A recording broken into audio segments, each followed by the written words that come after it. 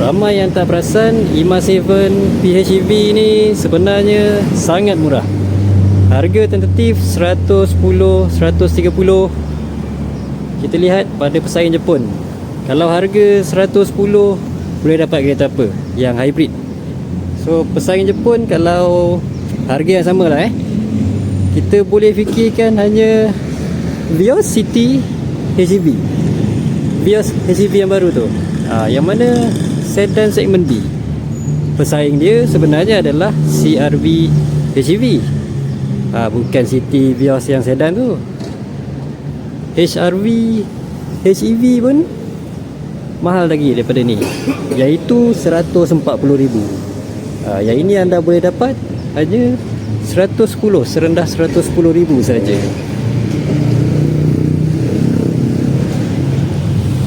Okey, untuk perbezaan harga, kalau anda nak bandingkan dengan pesaing yang Jepun yang sama saiz C segmen SUV tu adalah Honda CR-V, yang itu berharga dalam 190,000. Yang itu anda kena spend lebih 70,000 untuk dapatkan yang itu, dan bukan plug-in pula tu. Ini boleh plug-in, maknanya anda nak charge untuk nak dapatkan range yang lebih jauh pun boleh, tak nak charge pun boleh, terpulang pada anda. Ini anda boleh akses dekat yang mana public charger punya parking EV parking bay kan. Dapat parking VIP lah, yang mana anda boleh charge di mana-mana anda berada. Yang mana kereta EV charge, kereta ini pun boleh charge juga. So siapa yang tinggal di kondo, inilah jalan penyelesaiannya, yang mana ini dia tak semestinya perlu di-charge. Ada orang kata Honda bukan PHEV, ya, dia HEV biasa yang mana dia bukan plug-in. Jadinya konsep dia sama saja. Cuma yang ini, yang mana seperti yang saya kata tadi, dia boleh charge terpulang. Untuk dia punya penjimatan minyak sangat-sangat jimat seperti kereta SUV hybrid. Okey, kita nak tengok pesaing yang terdekat dia adalah sebenarnya yang betul-betul PHEV adalah Jayco J7 lah. Jayco J7 PHEV ataupun Tiggo 7 PHEV pun dah ada yang PHEV. Kalau Tiggo 7 dulu, Tiggo 7 tu ada yang petrol saja kan. Tetapi yang sekarang ni dia dah ada yang PHEV punya version. Itu pun harga bermula 130.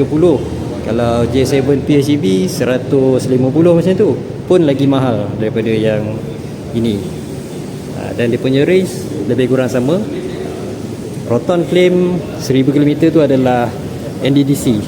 Saya tak suka benda tu, yang mana dia tak realistik. So kita guna, kalau WLTP figure hanya boleh dapat dalam 800 lebih, 900 lebih lah kalau ikutkan untuk yang ini. Tak kisahlah yang plus ke ataupun yang non plus, lebih kurang 1000, tetapi itu NDDC.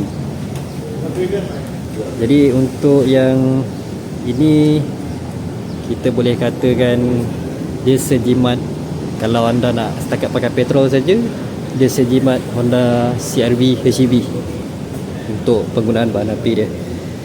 Dari segi saiz, IMA 7 PHEV ni sebenarnya lebih besar daripada pesaing dia jugalah, seperti Honda CR-V yang mana dia punya wheelbase, jarak roda depan ke tayar belakang ni, roda depan, roda belakang lebih panjang sedikit.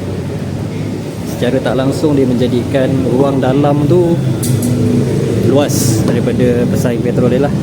Kita boleh tengok dia punya leg room, walaupun tempat duduk depan dah di ke belakang kan, masih ada ruang yang besar untuk leg room belakang. Sebenarnya ruang dia sama seperti IMA 7.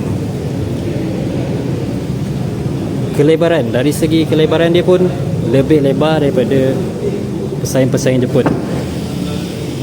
Kalau anda fikirkan Toyota Corolla Cross Hybrid, yang ini memang jauh lagi besar lah, sebab Corolla Cross Hybrid tu adalah segmen B, yang mana saiz dia adalah macam X50.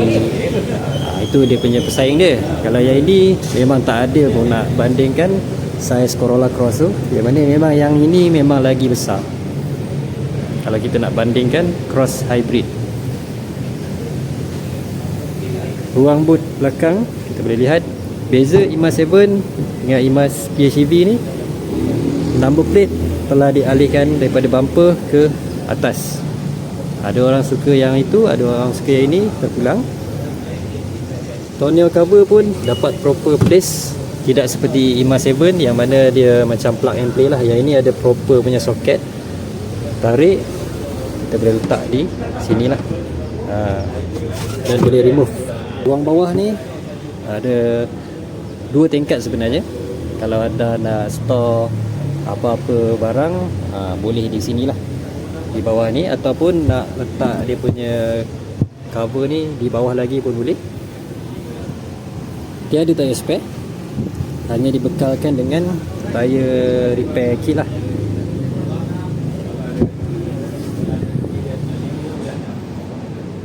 Yang ini adalah subwoofer dia. Sebenarnya ada kekurangan sedikit berbanding IMAZ 7 EV. Sebab tu dia ada, sebab itulah dia punya harga murah sikit. Bukan murah sikit lah, untuk PHEV dia lah PHEV yang termurah yang baru di Malaysia ini. Dulu-dulu pesaing, kalau PHEV ni pesaing Jerman saja yang ada tawarkan PHEV. Tetapi sejak pesaing daripada China masuk, Jayco dah masuk dulu dengan J7 PHEV. Kali ni Proton juga bawa PHEV masuk. So siapa yang teringin nak guna PHEV, inilah masanya. Apa yang kurang berbanding EV 7, EV IMAZ 7 tu kan, kalau kita tengok dia punya bahagian daun pisang ni, wheel arch, dia ada carpeted wheel arch. Yang ini tiada, dia kosong. Depan dan belakang dia bukan kosong, maksudnya dia ada daun pisang, cumanya bukan daun pisang yang carpeted punya. Mungkin itu kita boleh ubah nanti, boleh tukar macam IMAZ 7 juga. So benda ni benda yang cut cost kita tak perasan jugalah untuk PHEV ni. Mungkin yang PHEV ni mungkin dia ada engine, so engine noise tu dah boleh cover lah dengan itu, dia punya bunyi daripada ruang tayar ni. Kalau ada percikan air ke, ada road noise yang kuat masa tengah jalan, enjin petrol tengah running, mungkin dah tak perasan sangat. Tetapi itu bukanlah tiketnya yang mana tak perlu ada Sebab kalau macam X70 pun ada. Jadi saya hairan kenapa dia cut cost di sini. Adakah kereta yang di China tu pun sama juga seperti ini? Saya tak pasti. Itu yang salah satulah yang saya nampak kekurangan yang dia cut cost untuk PHEV ni. Dari segi design sebenarnya saya lebih prefer yang PHEV berbanding yang EV. Lampu belakang yang ini nampak lebih, dia lain sikit je, tapi yang ini sebabkan dia punya plate di atas nampak lagi ngam dengan kereta ni. Dia nampak seiras dengan pesaing-pesaing konti jugalah. Ada satu brand tu, cuma saya tak nak mention lah. Lampu depan apa semua, muka depan ni pun sebenarnya lebih cantik yang ini.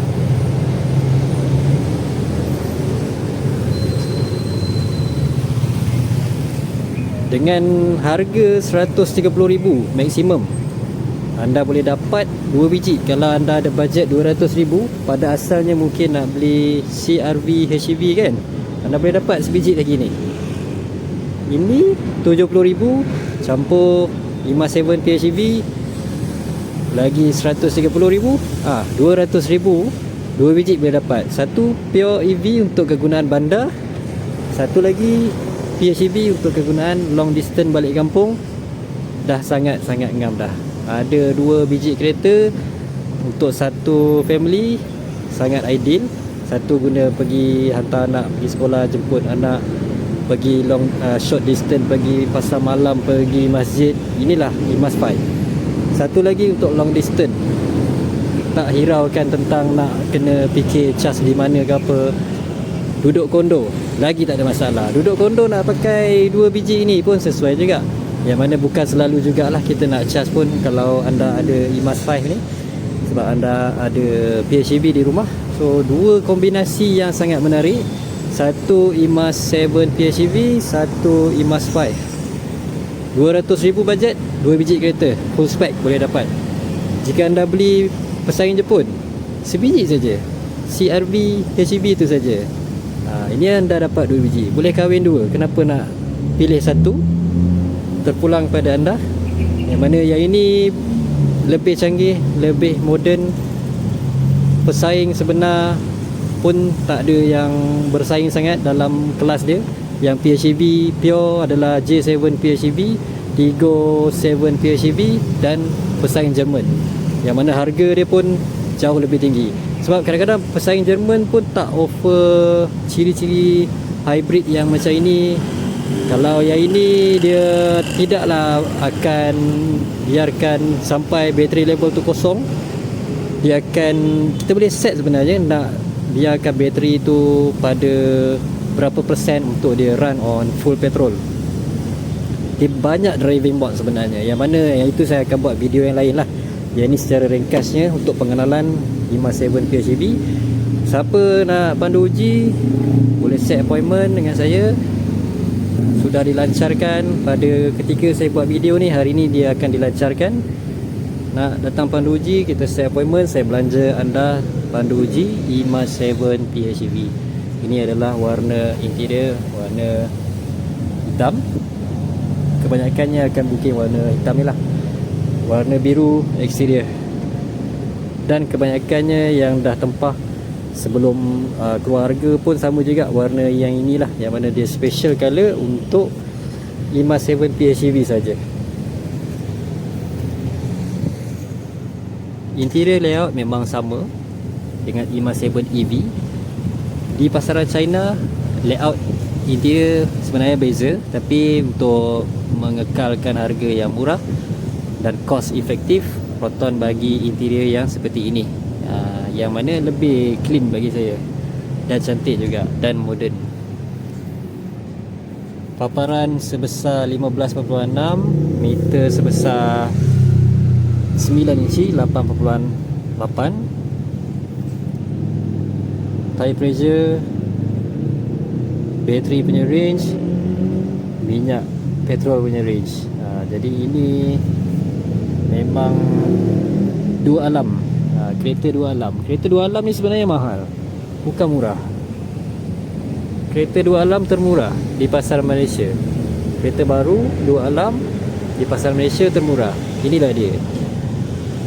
Sebab kereta ni nak produce sangat-sangat complicated sebenarnya, yang mana ada orang takut juga sebab maintenance-nya.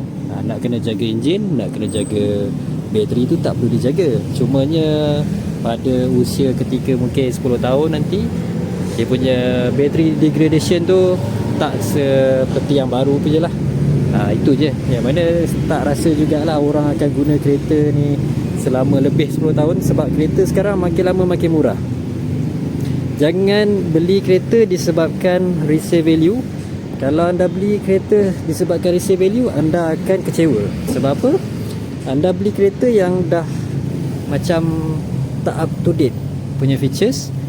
Macam pesaing Jepun, value tinggi sekarang, tapi pun boleh nampak sekarang kereta Jepun pun dah tawarkan rebate yang kadang-kadang tak masuk akal. Macam-macam dulu tak seperti itu rebate dia. Tapi sekarang dengan ada pesaing China, rebate dah menjadi sangat tinggi, almost lebih daripada 10% pun ada. Boleh cover down payment 10%. Yang mana CRV baru pun dah 20,000 rebate-nya. Pelik tu. Kalau sekarang rebate pun dah setinggi itu, resale value pun akan out jugalah. Yang mana tak setinggi dulu resale value pesaing Jepun. So janganlah beli kereta disebabkan resale value saja. Belilah kereta yang up to date punya specification, supaya kita akan rasa feeling kereta baru tu, teknologi baru tu lama. Kita dah pakai dulu, orang lain baru nak start pakai. Kita dah puas pakai. So kita beli kereta, dia dah macam handphone sekarang, beli yang terkini, teknologi terkini ya. So itu pandangan saya. Terpulang kalau anda nak, dengan pendirian anda yang mana masih mengekalkan tak nak canggih-canggih, nak pakai kereta Jepun, tak nak pening-pening kan dengan teknologi yang canggih ni, tapi kita punya usia ni bukannya lama, yang mana kita tak tahu, jadinya kita enjoy dulu lah. Dengan harga yang menarik ini, anda dah boleh guna dahulu tanpa break the pocket.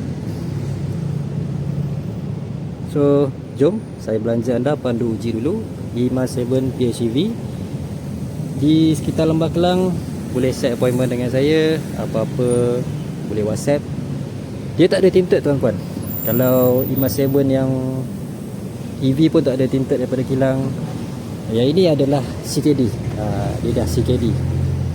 So jadi yang ini kalau anda beli dengan saya, tak apalah, saya belanja anda tinting, dashcam siap pasang depan belakang. Saya bagi yang baik punya lah, yang 70 mile punya brand ke, siap pasang depan belakang. Dan saya akan bagi free basic coating lah untuk IMA 7 PHEV. Setiap pembelian IMA 7 PHEV dengan saya. Saya tak nak video ni panjang-panjang, saya nak ulas yang dalam tu, tapi nanti video ni akan jemuh lah orang tengok. Semasa anda test drive dengan saya boleh explain dengan lebih lanjut untuk pengecasan di luar ke apa kan. Saya akan advise macam mana nak jimat DC charger yang murah. Ada cara dia sebenarnya. Jangan anda fikirkan kerumitan itu. Sebenarnya DC charger dah makin lama makin banyak. Fast charger tu tidaklah sampai 1 jam untuk charge PHEV ni, sebab kapasiti bateri dia tak besar. Dia tak macam kereta full EV. Yang itu ya, kena kalau nak full charge 0% to 100%, itu makan sejam lah lebih kurang. Kalau yang ini dia tak sampai. Okey, sekian, terima kasih yang menonton video saya. Sila like, subscribe dan share. Assalamualaikum.